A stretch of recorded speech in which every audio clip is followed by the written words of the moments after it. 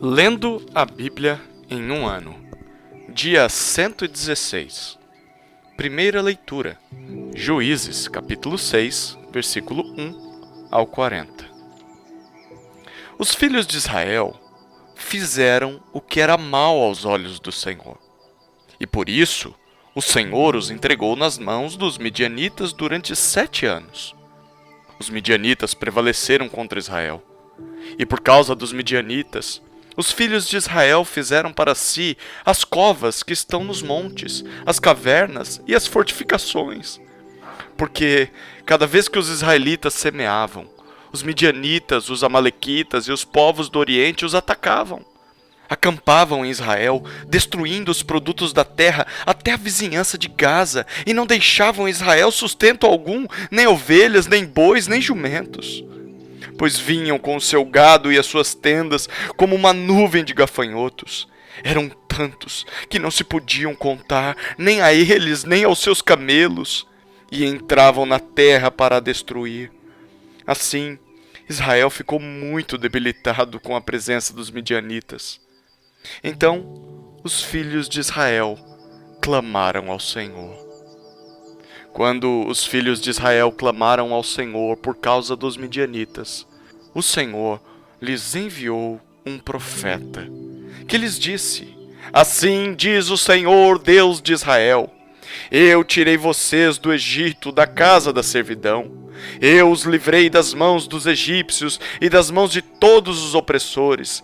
Eu os expulsei e dei a vocês a terra deles. E disse: Eu sou o Senhor, o Deus de vocês. Não adorem os deuses dos amorreus, em cuja terra vocês estão morando.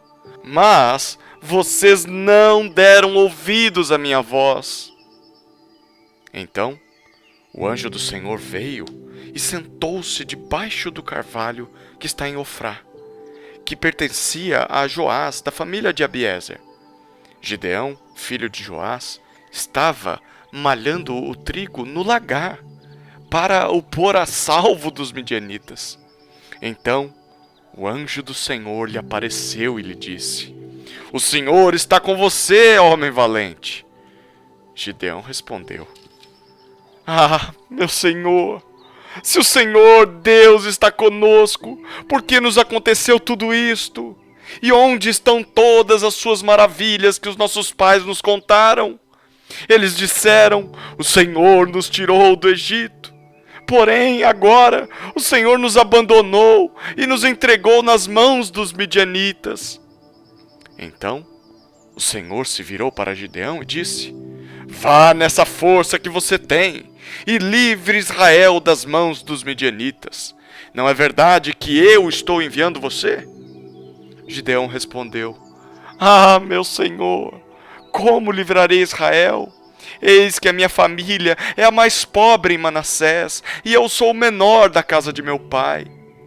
Mas o Senhor disse: Já que eu estou ao seu lado, você derrotará os midianitas como se fossem um só homem.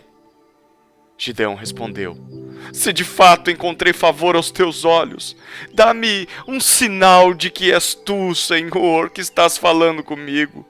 Peço que não te afastes daqui até que eu volte. Traga a minha oferta e a coloque diante de ti. Ele respondeu: Eu esperarei até que você volte. Gideão entrou em casa, preparou um cabrito e fez pães sem fermento com 20 litros de farinha. Pôs a carne num cesto e o caldo numa panela. Depois trouxe tudo até debaixo do carvalho e o entregou ao anjo. Porém, o anjo de Deus lhe disse: Pegue a carne e os pães sem fermento e coloque-os sobre esta rocha. Depois, derrame o caldo em cima. Foi o que Gideão fez. Então o anjo do Senhor estendeu a ponta do cajado que trazia na mão e tocou a carne e os pães sem fermento. Saiu fogo da rocha e queimou a carne e os pães. E o anjo do Senhor desapareceu da presença dele. Quando Gideão viu que era o anjo do Senhor, disse: Ai de mim, Senhor Deus, pois vi o anjo do Senhor face a face. Mas o Senhor lhe disse: Que a paz esteja com você. Não tenha medo, você não morrerá. Então Gideão edificou ali um altar ao Senhor e lhe deu o nome de O Senhor é Paz. Até o dia de hoje esse altar está em Ofrá, que pertence à família de Abiezer. Naquela mesma noite, o Senhor disse a Gideão: leve o touro que pertence a seu pai, a saber, o segundo touro de 7 anos, e derrube o altar de Baal, que é do seu pai, e corte o poste da deusa Azerá, que está junto ao altar. No alto desse lugar fortificado, faça para o Senhor seu Deus um altar em camadas de pedra. Depois, pegue o segundo touro e ofereça-o em holocausto, com a lenha do poste da deusa Azerá, que você irá cortar. Então Gideão levou 10 homens dos seus servos e fez como o Senhor lhe havia falado. Mas, porque teve medo da casa de seu pai e dos homens daquela cidade, não o fez de dia, mas de noite. De madrugada, quando os homens daquela cidade se levantaram, eis que o altar de Baal estava derrubado e o poste da deusa Azerá, que estava junto dele, cortado. E o referido segundo touro tinha sido oferecido no altar que havia sido edificado. E diziam uns aos outros: quem fez isto? E perguntando e inquirindo, disseram: quem fez isso foi Gideão, o filho de Joás. Então os homens daquela cidade disseram a Joás: traga o seu filho para fora, para que seja morto, pois derrubou o altar de Baal e cortou o poste da deusa Azerá que estava junto dele. Porém, Joás disse a todos os que se puseram contra ele: vocês querem defender a causa de Baal? Vocês querem livrá-lo? Quem defender a causa dele será morto ainda esta manhã. Se ele é Deus, que defenda a si mesmo. Afinal, derrubaram o seu altar. Naquele dia, Gideão passou a ser chamado de Jeru-Baal, porque foi dito: que Baal defenda a sua causa contra ele, pois foi ele quem derrubou o seu altar. Todos os midianitas, amalequitas e povos do Oriente se ajuntaram, passaram o Jordão e acamparam no vale de Jezreel. Então o Espírito do Senhor revestiu Gideão, que fez soar o alarme, convocando os homens da família de Abiezer a segui-lo. Enviou mensageiros por toda a tribo de Manassés, que também foi convocada a segui-lo. Enviou ainda mensageiros a Azer, a Zebulon e a Naftali, que foram se encontrar com ele. Então Gideão se dirigiu a Deus, dizendo: se realmente queres livrar Israel por minha mão, como disseste, eis que eu porei uma porção de lã na eira. Se o orvalho estiver somente nela, e a terra ao redor estiver seca, então saberei que irás livrar Israel por meio de mim, como disseste. E assim aconteceu. No outro dia, Gideão se levantou de madrugada e, apertando a lã, do orvalho que havia nela, espremeu uma taça cheia de água. Gideão se dirigiu a Deus mais uma vez, dizendo: não se acenda contra mim a tua ira, se eu falar somente mais esta vez. Peço-te que me deixes fazer mais uma prova com a lã, que desta vez só a lã esteja seca, e que haja orvalho na terra ao redor dela. E Deus assim o fez naquela noite, pois só a lã estava seca, e sobre a terra ao redor dela havia orvalho. Segunda leitura. Lucas, capítulo 22, versículo 54, ao capítulo 23, versículo 12. Então, prendendo Jesus, levaram-no e o introduziram na casa do sumo sacerdote. Pedro seguia de longe. Quando acenderam um fogo no meio do pátio e se assentaram juntos, Pedro tomou lugar entre eles. Uma empregada, vendo-o sentado perto do fogo, fixou os olhos nele e disse: este também estava com ele. Mas Pedro negou, dizendo: mulher, não conheço. Pouco depois, outro homem, ao ver Pedro, disse: você também é um deles. Mas Pedro disse: homem, eu não sou um deles. E tendo passado cerca de 1 hora, outro afirmou, dizendo: com certeza este também estava com ele, porque também é galileu. Mas Pedro insistiu.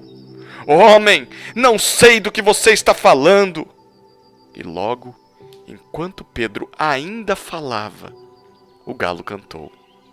Então, o Senhor voltou-se e fixou os olhos em Pedro. E Pedro se lembrou da palavra do Senhor, como lhe tinha dito. Hoje, antes que o galo cante, você me negará 3 vezes. E Pedro, saindo dali, chorou amargamente. Os homens que detinham Jesus zombavam dele, davam-lhe pancadas e, colocando uma venda sobre os olhos dele, diziam: profetize! Quem foi que bateu em você? E muitas outras coisas diziam contra ele, blasfemando.